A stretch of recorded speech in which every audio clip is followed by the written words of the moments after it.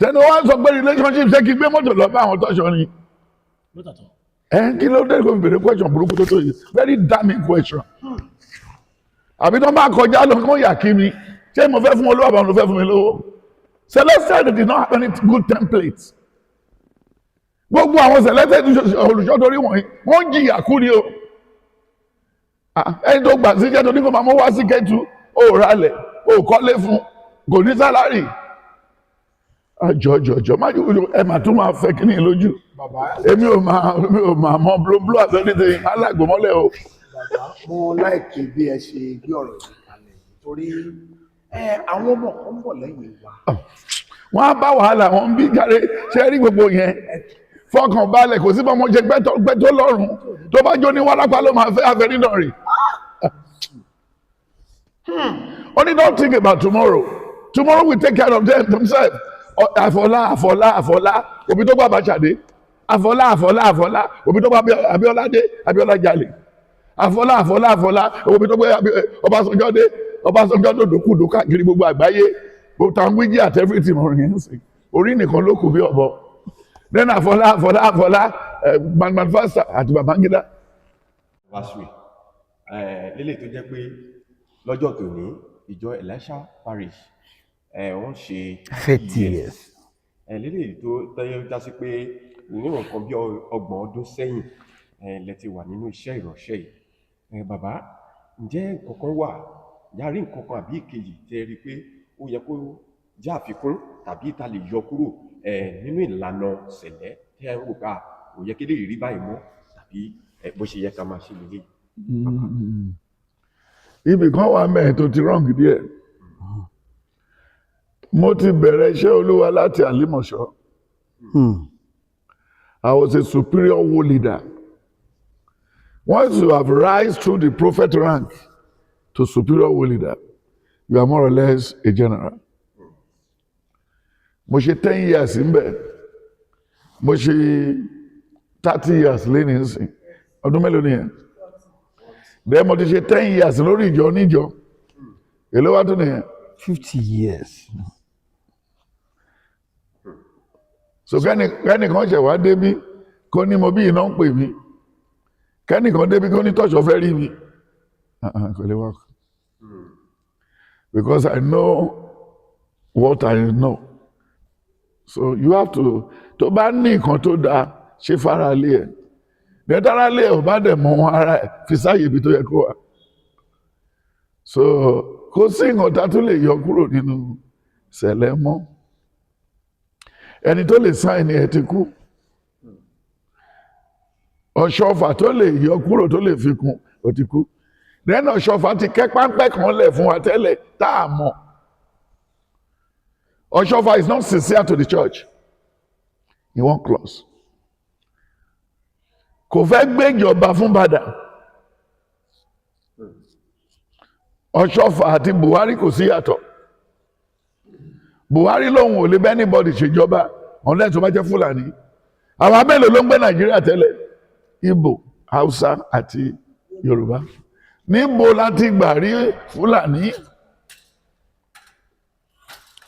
So wà mí tó bá wẹ̀ lómi tó máa jó tó máa sọ sókè bí àwọn Woli Marcus ìyá oníbodè àwọn Ayọ̀délé Akínbùlúgbé tó ń ṣe làwùlàwù. Ìjọ yìí ló máa wáyé mọ́, ìjọ yìí ni gáfárà, ìjọ yìí ni kíní. Ọjọ́ kan ni mo sọ fún Ayọ̀délé pé ṣé kìí pé wọ́n ṣàṣìwà? Ṣé kìí wọ́n ṣàṣìwà? Bẹ́ẹ̀kẹ́ ti kú òkè mi kan wájú ẹ̀, ìwọ náà tún ṣe làwùlàwù ó forí pamọ́. Ẹ lọ ṣe zona àti rector evangelist. Jẹ́ kí nǹkan ṣe òṣèlú gbọ́. Ó ń sáré káàkiri sí Peter Babalógun. Ṣé rí nǹkan tó ṣẹlẹ̀? Èmi ò mí ni ẹ̀. Àbí kò yẹ kò sí nǹkan tá tó lè fi sí. Wọ́n béèrè lọ́wọ́ ìpé bàbá tó bá lọ bí àgbáre lọ́wọ́ fídíò yẹn. Ṣé igbákejì ẹ̀ lọ́wọ́ máa tẹ̀lé lọ? Ẹni tó ti ń wo bó ṣe ń ṣe àwọn tó gbà ẹ́ lálejò sí Nàìjíríà. You prove yourself. Ṣé mo ṣe ń ṣe nìyẹn? Kan wá bí mí ń sìn olùṣọ́ tẹ bá kú ta ló fẹ́ handle bí? Nǹkan tí Báyọ̀ ti mọ̀, nǹkan tó lọ́lá ti mọ̀, ọgbọ́n máa ṣe lọ. Tó bá dalẹ̀ wọ́n kú, ṣe bẹ́ẹ̀ mi náà ti kú, àwọn náà máa tẹ̀lé mi. ìjọba ní kán lọ wẹ́ nìkan wá láti abúlé Ẹ̀gbá kán lọ wẹ́ nìkan wá lọ́rẹ̀ kán lọ mú ajá kan wá bí ajá bíi lọ́dọ̀ tó falà sójú láti ọmọ ìgbà tó ń gójú ẹ̀ gbèrè mi tó ẹran tó yọ ọmọ ẹni mo lọ yọ sí pé ọ̀nà ló jẹ́ kó gọ̀ but ìṣe rí sọ ní ògọ̀ ọmọkùnrin tó fi gbowó lọ́wọ́ èèyàn o but bó ṣe rí nìyẹn a lè ṣe kankan mọ́ so ibẹ̀ ló yẹ kó ti sọ pé ẹnì kejì yìí ni òtún ní kò sọ bẹ́ẹ̀ ó ní ẹ̀mí mọ́ ló máa yàn fraud the biggest fraud of the life ṣé òun ló ń control ẹ̀mí ṣé gbogbo ìgbàlẹ̀ mi ń control èèyàn nígbà tí mo lọ jẹun yẹn kọ́ṣẹ́ mi ló ní kí jẹba ṣé ẹ̀mí ní kó ní kí lọ bá mọ̀ mi tọ́pẹ́ sùn ṣé ẹ̀mí mímọ́ ló ní ká gbé ráìsì lọ bí ta lọ́lẹ̀ kan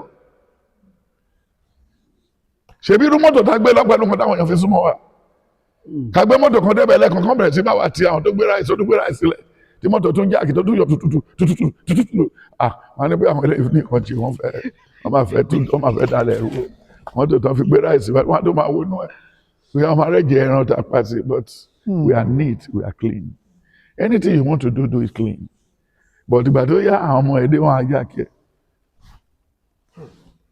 ọmọ tó máa tó ajá kẹ́ nílé tó gbádùn ìyẹn gọ̀ láti inú oyún ó gọ̀ bí silencer vespa ẹni tí ò ríran ẹni ìjọ tó fẹ́ fa ayé mọ́ ẹ̀dẹ̀gbẹ́ni tí ò ríran kó dúró síwájú ilé báwo ni géètì yìí bá ṣe rí kán lọ gbẹ́rù mọ́ bí ìran kó dúró sí géètì yẹn pé kó máa ṣe security ẹ wá ní kó head this gigantic church that's to know wọn ò kíà fún tẹlòmíì tó ń bá kíà wọn ò ní ṣerú kà yẹn kó sí bó ṣe lè wà náà tó ń bá dáwó wọn sì máa ìdílé àwọn olùdásílẹ̀ títí Jésù máa fi tẹ́ náà ni doesn't even give them their quota but this is what you ganu see that's so eager that's so rude and a lot of things ìjọba yìí ṣe máa tún ní what crisis láìpẹ́ o wọ́n bí iná máa tó kún sí wọ́n máa ní crisis so kò sí fraud wà láàrin gbogbo leadership kìíní bẹ̀rẹ̀ ṣe mọ́ sọ fọ́ ṣọfà pé kó má lọ sí Ìbàdàn but ikùn tó ń mú bẹ̀ lọ́dọọdún yẹn ó ti ganu sí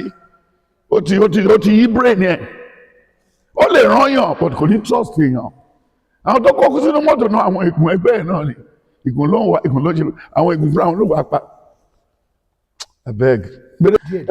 ọba bó ṣe wá rí àrí pé kí ni ọ̀rọ̀ tó wọ̀ yín lára tó ka yín lára pé kò yẹ kó rí báyìí kí wàá lọ́nà àbáyọ sà báwọn àgbà tó ti wà níwájú bá lè àwọn tó ń bọ̀ ń kọ́ kí lọ́nà àbáyọ. Because I will hold him responsible as an elder. and ẹ̀rẹ̀ tó jẹ́ stakeholder.